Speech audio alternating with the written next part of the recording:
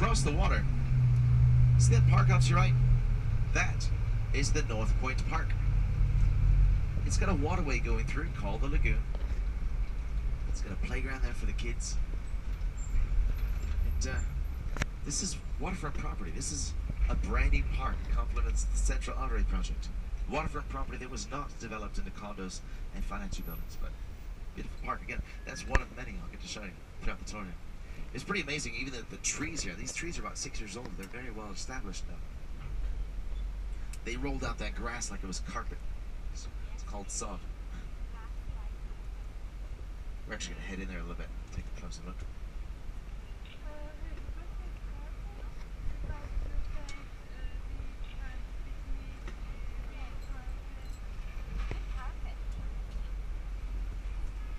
Yeah, this is now what this originally was.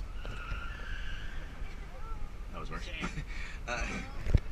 This is where all the rubble and such during the Central Artery project, this is where they were storing it. So like this was all just chunks of concrete, piles of dirt, and all that.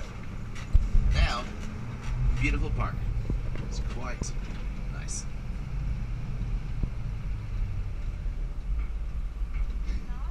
He was texting and riding a bike. It seems like a bad idea. So we're going to touch on a few Coast Guard safety regulations, which is going to sound very similar to the pre-flight takeoff of an airplane. So we have an outline vest over history left, child's line vest over history right. We got 2 radios up here forward and a fire extinguisher under the dashboard. There's also fire extinguishers aft of the dock. That's the back for your landovers. Now, the Coast Guard makes me tell you this. I don't make this stuff up. Yes, in the event of an emergency, we go for the sides of the dock. Where else are we going to go, right? Sides of the dock. I've also got 2 throw rings. There's one way in the back, there's one over your captain's head right here. That one's mine. Alright, we're just going to approach the runway here, see they've cleared some control tower. We're taking off shortly. The water temperature is currently semi-cold.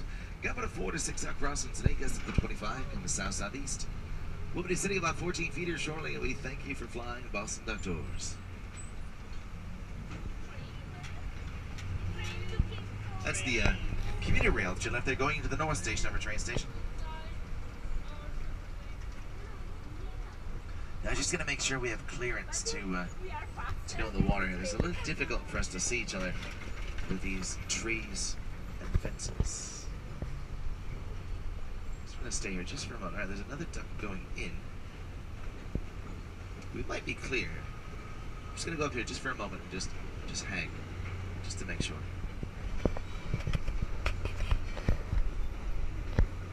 I think we're clear. Alright, we're going to roll the duck down here. This is one of these dumb kind of maneuvers. First, we're going to engage your propeller. We need that where we're going. Pull up the lever. There, we're going to have a sound the horn, and here we go. We're going in.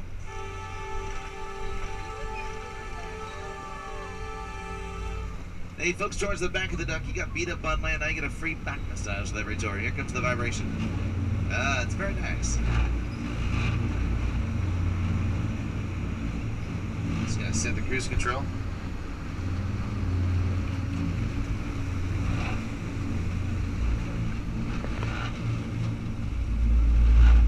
I also gotta kick on the marine radio. This may or may not be squawking to me while we're on here. There we go.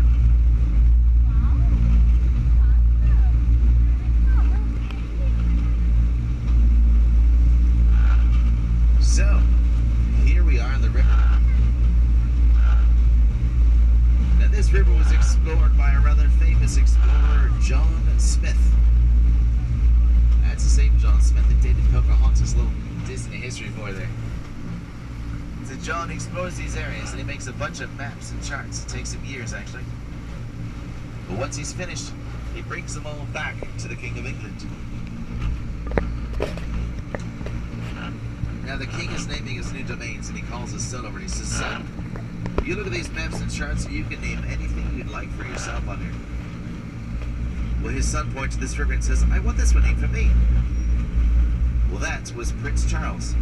So here we are in the Charles River. Now the Charles River starts in Hopkinton, Massachusetts. Same place where the Boston Marathon starts.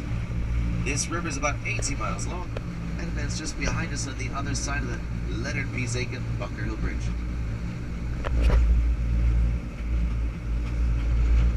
these archway bridges off to your right, that's called the viaduct. That's how the Green Line of our subway gets over the Charles River.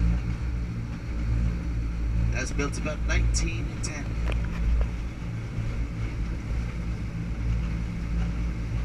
Now we're going to go right through the old decommissioned Charles River Dam and Lock System.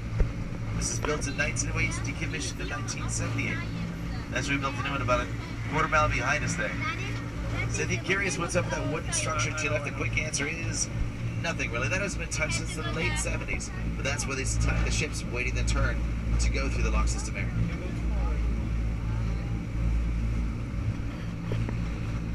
Now don't be alarmed, it gets a bit loud. Cars are going to drive right over the top of us. This is the Craigie Drawbridge.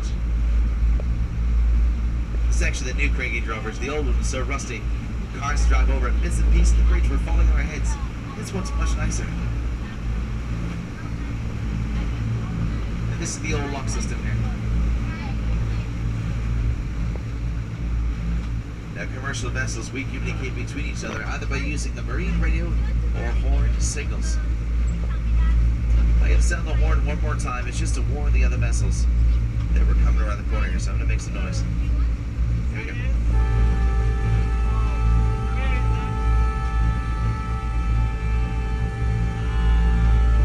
There we are. See, if that was on land, they'd be followed by hand signals. That's the difference. And off we go into the Charles River Basin. You know, it's different from state to state, but the Commonwealth of Massachusetts, the drive of pleasure boats. You know what you need here? Money. You can move here from some inland state, know nothing about boats, buy yourself a huge yacht and drive it around like a car. And boy, don't they. It's a little challenging throughout the summertime here. Funny part is, I go by this marina, hits your right. I go by that like 4 or 5 times a day. Those boats almost never leave the docks. Nope. Those are mostly floating cocktail lounges where they are. Can't have blame though. It's a beautiful city skyline view of the Boston area here. There's not much traffic out here. That's nice.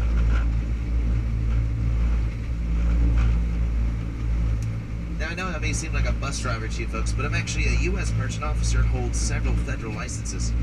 Out to sea, I have a legal right and ability to marry a couple or execute them, which comes in handy sometimes. So this is really not an official part of the tour, something us captains do because, well, it's fun. There's not much traffic on the inner basin here, so once in a while I may let some of my young adults drive the docks. Just gonna raise your hand, so it's just got cat-like reflexes. Just watch your head, see? Just watch your head there. So what's your name? Hi, Shelly. Where are you from? Oh, Michigan. Wait. Oh, down there. Is that by Detroit? Oh, cool. I thought so. All right, Shelly. Hand 10 and 2. There you go. Okay, so no, you don't have to touch anything. Just we got the throttle, sir. Now, Shelly, when you turn the wheel, the front tires are gonna act like rudders. But the rudders are actually back there. There's 2 of them. So this steers like 60-40.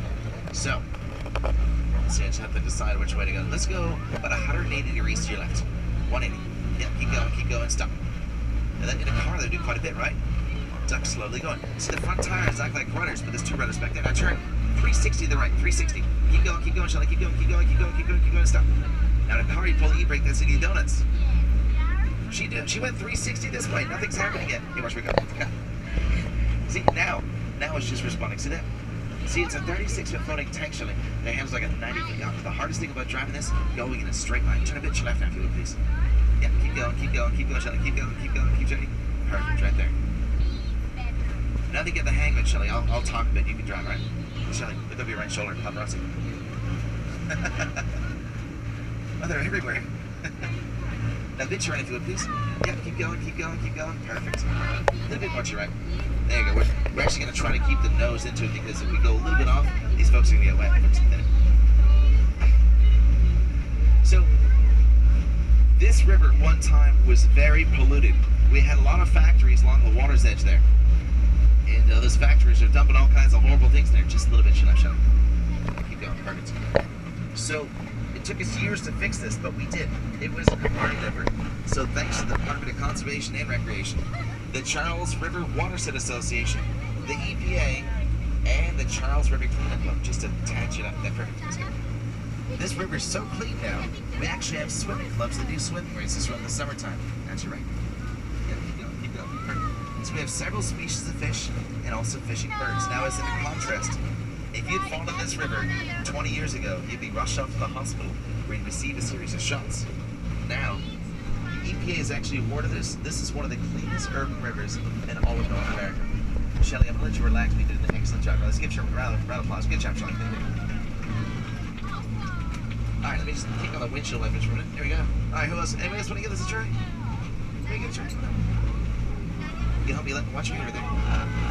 So what's your name? What is it? Where you from? Right. So where are you from?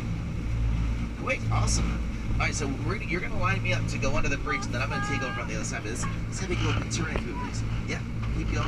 Perfect, right there. Excellent. Hold your course. Steady now. And turn to your left. Yeah, keep going, keep going, keep going. Perfect, right there. Excellent. It's funny, sometimes I get called up with a Marine Ray. They'll be like, Captain, what's your intended course? Because we're actually going one way, but the duck's going sideways. Because we're more like a sailboat than a motorboat. Hold your course. This is perfect. It looks like an optical illusion bay. This is exactly where we want to be. Now, folks, I showed you the State House earlier, but we couldn't quite see the gold dome of the State House. Well, it's going to be peaking just above the big buildings off to your left there. That's real gold up there. It's 23.5 karat gold. It's about 13,000 altogether. See, this is perfect. A little bit to your left now. Yeah. Before all the skyscrapers are there, you can see that gold dome for many miles out to sea. Now turn to right if you would, please. Yeah, keep going, perfect. Yeah, so visible during World War II, they were the German U-boats were going to shoot at it, so they painted it gray. Now, Beacon Hill, physically, from the very tip top of the State House dome, used to be about 30 to 35 feet taller than it is today, but we dug up around it, filled in some of the north slope of Beacon Hill as it is now. Turn a bit to your left after you would, please. There you go, perfect. Got some kayakers just about 3 clicks off your port bow over there. All right, now turn to your right, turn to your right. Yeah, keep going, keep going, keep going, keep going, keep going, perfect. All right. Look at that, you line this up perfectly. I'm going to take over here. You did a great job. Let's get a round of applause. Good job, very well. Thank you. All right, jump out of the way. This bridge we're approaching, this is the Longfellow Bridge. This is named for Henry Wadsworth Longfellow. Born and raised in Portland, Maine, he moved to teach English at Harvard University. This bridge is a little over 100 years old, and it's undergoing some restorations now. For the next 5 years, they're going to be taking it apart a little bit by bit there and fixing it up. Now, there's a bunch of sailboats on the other side of this bridge. Don't be alarmed if they get close to us and they run into us. This happens all the time. These are beginners. They're about 25 points apiece for me. Now, we have more colleges per capita than any other state in the whole country. We have 67 just here in Boston. So up to your right, the light tan building with a white cupola on top, that's MIT. That's the Massachusetts Institute of Technology. Their campus goes about a mile or so that way. Further down the same side of the river, that's where Harvard is. So essentially, between MIT and Harvard, they have like 5 miles of waterfront property on that side. Now there's a red triangle we're going to see off to your right. It's a Citgo sign. See the red triangle? To the right of that Citgo sign, that's Boston University. To the left of the Citgo sign, that's where the oldest ballpark is in the entire United States, which is Fenway. That's where the Boston Red Sox play.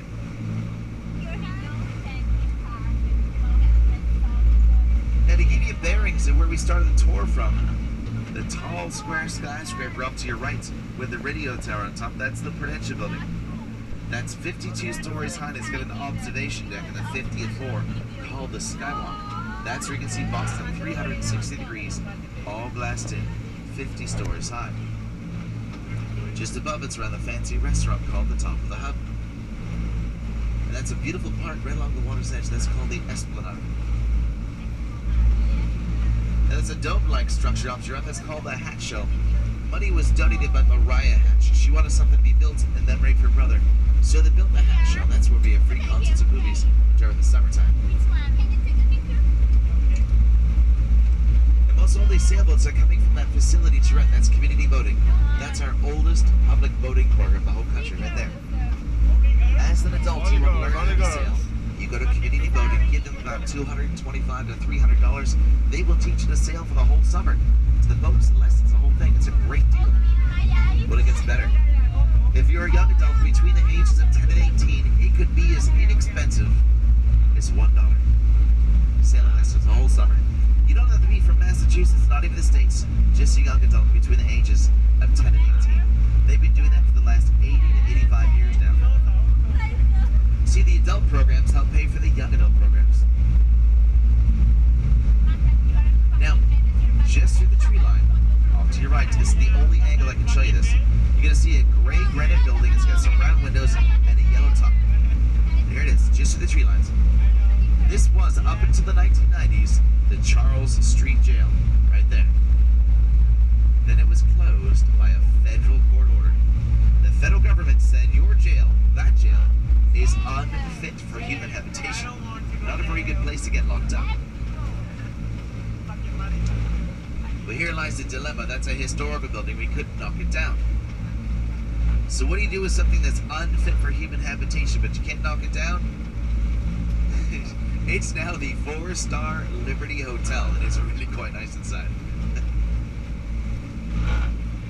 Now there's a silhouette of a statue off in the distance to your left. It's a gold statue, sitting on top of a rather sizable brick building. That used to be a very large publishing company. There was sort of a tradition to associate that statue with publishing companies. That's Athena, the goddess of wisdom. Just in front of it, see that brick building that's waterfront? That was Edwin Land's private laboratory. Now, Edwin Land, that is the fellow that invented the Polaroid land camera. That's why you push the button, spits out a picture, and develops itself. Now, all of this land to your left, this was settled by the Puritans. About the same time they settled the Shawmut Peninsula in the early 1600s. Now, the Puritans, they were wealthy, they were educated, but they weren't very creative with their naming conventions. So they decided to call this town of theirs after some debate. They're like, what are we going to call this? Let's call it, how about we'll call it Newtown? That's what they called it. Well, shortly after establishing Newtown, they wanted to establish a college. So they did. They decided to call this college the College in Newtown. Another creative name. But a very good school nonetheless. Well, there was a young, wealthy minister from Charlestown. That's where I'm going to take you next. And he liked that college in Newtown. So much, in fact, he left them as a beneficiary in his will. In his will, he left the college in Newtown half of his wealth, all of his books. The big gift there wasn't so much the money. Puritans had money. It was the books. We didn't have any publishing companies at the time. Well, this young wealthy minister, he dies unexpectedly at a young age, so they received half of his wealth and all of his books. They were so happy with this gift, they actually renamed the college for him. His name was John Harvard, and that's how we got Harvard University. So I'll try to tie this in for you folks. On the right side of the duck, that used to be the Shawmut Peninsula. It was later renamed Boston because that's where the Puritans were from, Boston, England. The Puritans were educated in Cambridge, England. They later named Newtown after left Cambridge because that's simply where they're educated from. Most all of our naming conventions were just kind of passed on from back in England. Now for several city blocks all along here to run, that's all part of MGH, Massachusetts General Hospital. It's one of the top 5 hospitals in the entire United States. Now earlier, I showed you the Museum of Natural History. But I had mentioned they outgrew their facility. They wanted to have more exhibits, but they had run out of room. When they decommissioned this earthen dam and lock system from one side of this river to the other, they acquired a 99-year lease for the land over here, this whole thing. They have a 99-year lease. They pay $1 a year for all of it. That's when they changed their name from the Museum of Natural History to the Museum of Science, as it is today. Now you can see they have like 5 or 6 different styles of wind generators up there. They're trying to see which ones work best based on the weather and wind conditions. Also the brick building that juts out over the water, the entire roof, that's all solar panels, it's all photovoltaic. Now, these ducks, like what you're sitting on, are so very rare. Prior to having a DUKW, what the military was using as a landing craft is called a Higgins boat. And that's kind of a square barge-looking boat. It's got a gate to the front of it. They used to load up the soldiers from the supply ships bring him to the shorelines. But that's as far as the Higgins boat can go. If you've ever seen the opening scenes of the movie Saving Private Ryan, those are Higgins boats in the opening there for the visual. Yeah, the captain of a Higgins boat would pull a lever and gate drops down, and the soldiers have to run right up the beaches, usually into oncoming enemy fire. Well, the military needed something that could keep going up the shorelines and inland to bring the troops and the supplies rapidly and efficiently where they were needed the most. So the military consults the yachting designers Sparkmans and Stevens and said, all right, we have the General Motors 2.5-ton truck chassis. See if you can make it float. Stevens sits a drawing board, and 38 days later, the very first DUKW is floating. If you think about that, from concept to completion, 38 days, that's impressive. Now, cars driving over there. These were only built for 3 years in one